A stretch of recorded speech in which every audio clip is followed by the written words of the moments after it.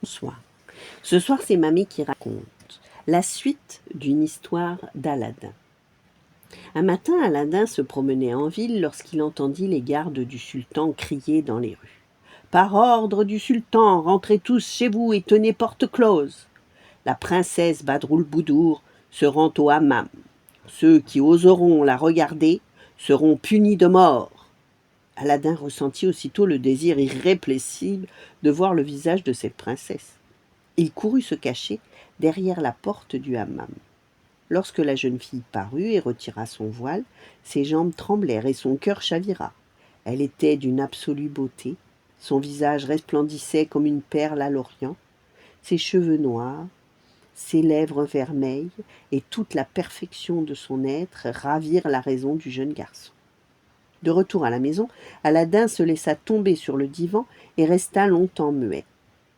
Sa mère le pressait de questions et il finit par avouer qu'il était tombé amoureux de la fille du sultan. « Ma mère, je veux l'épouser ou j'en mourrai. » Sa mère le crut fou et fit tout pour le décourager, lui qui n'était qu'un pauvre fils de tailleur. Aladin ne voulut rien entendre. Devant tant d'insistance, elle finit par céder et alla en tremblant demander la main de la princesse. Elle se présenta au sultan en lui offrant un plat d'or où resplendissaient les joyaux qu'Aladin avait ramenés. Ébloui par un présent qu'aucun roi de la terre n'aurait pu lui offrir, le sultan consentit à marier sa fille au mystérieux prince Aladin, dans un délai de 3 mois. Aladin et sa mère passaient leur temps en préparatifs au comble de la joie. Cependant, un matin, alors qu'elle allait au marché, la mère d'Aladin s'étonna de voir toute la ville parée pour une fête. Elle demanda à un marchand ce qui se passait. « Mais d'où sortez-vous » lui répondit celui-ci. « Vous ne savez pas que notre princesse épouse le fils du vizir ?» Hélas, c'était bien vrai. L'ambitieux vizir avait réussi à persuader le sultan de marier la princesse à son fils plutôt qu'à cet inconnu d'Aladin. La nouvelle affligea la pauvre femme et terrassa son fils. Néanmoins, Aladin reprit bientôt espoir. Il fit appel au génie de la lampe pour empêcher ce mariage. « Génie, aussitôt que les 2 époux seront seuls, transporte leur lit jusqu'ici, enferme le fils du vizir dans un cabinet et laisse la princesse sur son lit dans ma chambre. » Le génie obéit en un clin d'œil. La princesse fut terrifiée de ce voyage dans les airs. Aladin la rassura en ces termes. « Princesse, ne craignez rien de moi. Votre père le sultan m'avait promis votre main. Je ne vous toucherai pas, mais je ne peux laisser faire ce mariage qui me fait saigner le cœur. » Il plaça un sabre entre leurs 2 corps pour signifier qu'il ne l'approcherait pas, et s'endormit tout habillé à ses côtés. Au matin, le génie réveilla Aladin, puis il alla chercher le fils du vizir, qui avait passé la nuit dans le cabinet. Il le remit dans le lit de la princesse et les transporta tous les 2 dans la chambre du palais. La nuit suivante se déroula de la même façon. Au matin, le sultan s'inquiéta de la triste mine de sa fille. « Oh, mon père, » finit par répondre la princesse, « il m'est arrivé des aventures extraordinaires qui m'ont causé une frayeur mortelle. » Elle lui raconta ses 2 nuits de noces. Le sultan éclata de fureur. « Et ce misérable époux a été incapable de te défendre ? J'annule ce mariage. » 3 mois s'étaient écoulés depuis la promesse du sultan. Aladin envoya donc sa mère au palais réclamer qu'elle fût honorée. Mais le vizir, jaloux et rancunier, tenta encore une fois d'empêcher ce mariage.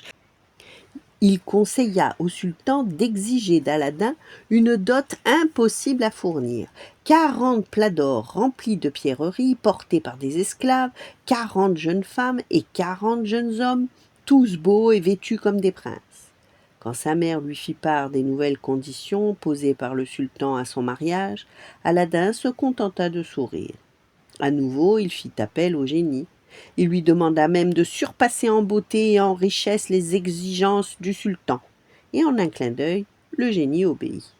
Monté sur un cheval entièrement carapassonné d'or et de diamants, Aladin fit son entrée au palais, escorté par le plus somptueux des cortèges. Le sultan fut ébloui et donna avec joie la main de sa fille à ce prince. La princesse était bel et bien l'amoureuse de son époux. La cérémonie du mariage se déroula dans la joie, les fastes et la musique.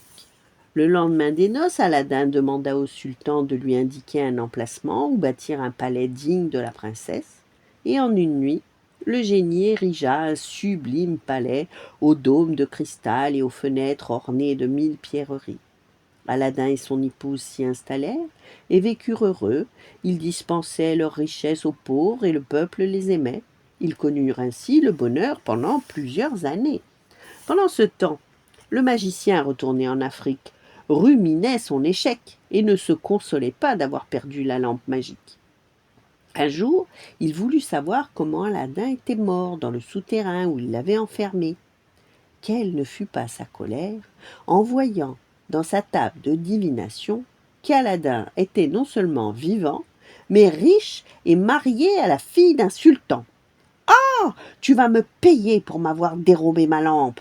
Il partit aussitôt vers la lointaine Arabie en songeant à un plan pour accomplir sa vengeance. Arrivé dans la capitale du sultan, le mage acheta au souk une douzaine de lampes neuves.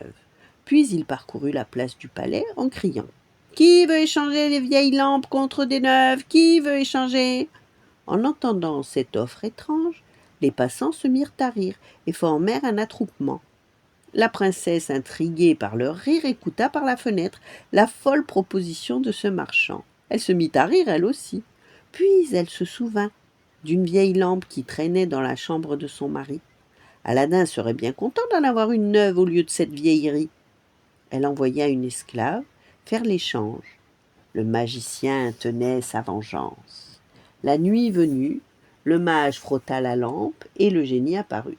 « Je suis ton humble serviteur, commande et j'agirai sur l'heure. »« Transporte le palais et la princesse chez moi, en Afrique, » exigea le mage. À la minute même, ce fut fait. À son réveil, le sultan fut saisi d'horreur. Le palais d'Aladin qu'il voyait de sa fenêtre avait disparu.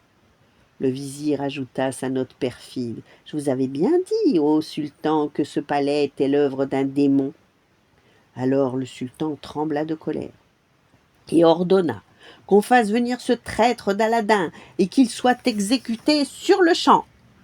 Aladin, qui revenait de la chasse lorsque les gardes du sultan le firent prisonnier.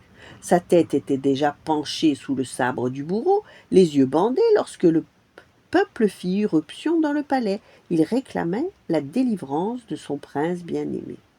Ayant échappé à la mort, Aladin se glissa hors des murs de la cité. Il errait depuis plusieurs jours au comble du désespoir quand machinalement il frotta son anneau.